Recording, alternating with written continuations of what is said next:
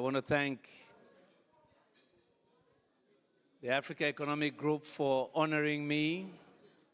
I received this on behalf of Africans who are striving to transform our continent. There's a lot of work to do. There are many heroes out there that are not receiving awards, but they're working hard. I want to also receive this on behalf of leaders who are trying to make a difference. It is not easy to drive transformation and change, but we just have to have the courage and the passion for change. I'm honored to be here with distinguished Nigerians, particularly Professor Gambari. Both of us have spent our careers in diplomacy, but also in governance.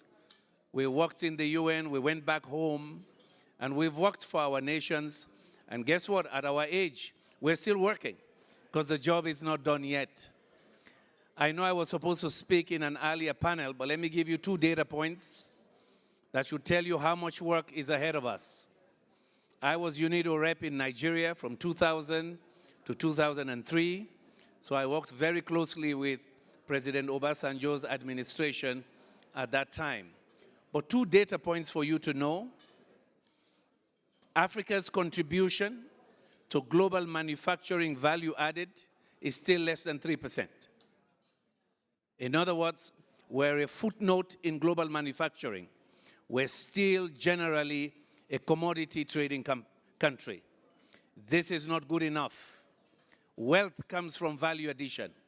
When you add value to your natural resources, that's when you really create wealth within your economies.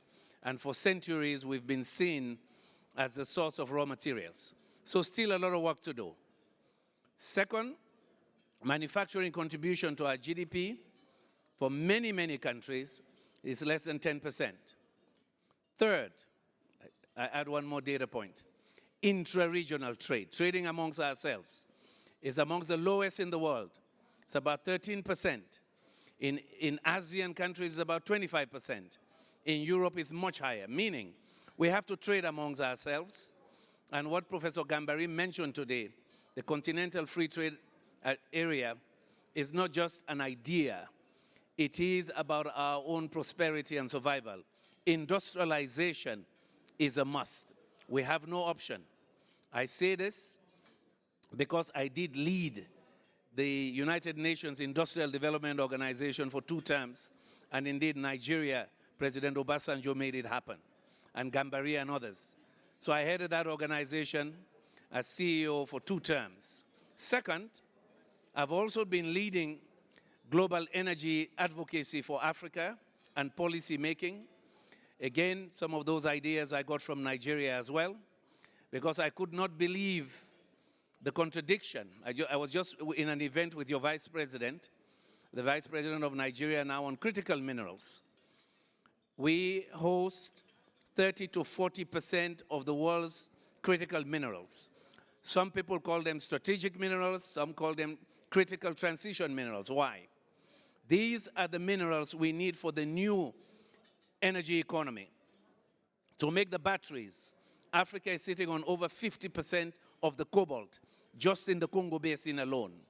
We're sitting on 1/3 of the manganese, those they need for batteries. We're sitting on huge deposits of nickel, titanium. South Africa region alone, 70% of the world's titanium, not to talk about copper and so on. So we are not poor. We just need collaboration, leadership, and vision, and the determination to make the sacrifice. Industrialization does not occur by accident. Industrialization is a deliberate, determined, sustained effort. And to do all of that, you need access to reliable energy. Many mining companies say, we don't add value because you don't have enough energy. So we have to change that paradigm. So as I look at the senior, I see my colleague here, former Minister of Finance of Nigeria, we have to keep preaching. We must build the energy infrastructure to be able to add value to our commodities, and we must move up that value chain. Thank you so much. I guess this award is to tell me, like Professor Gambari, that we can't retire yet. God bless you.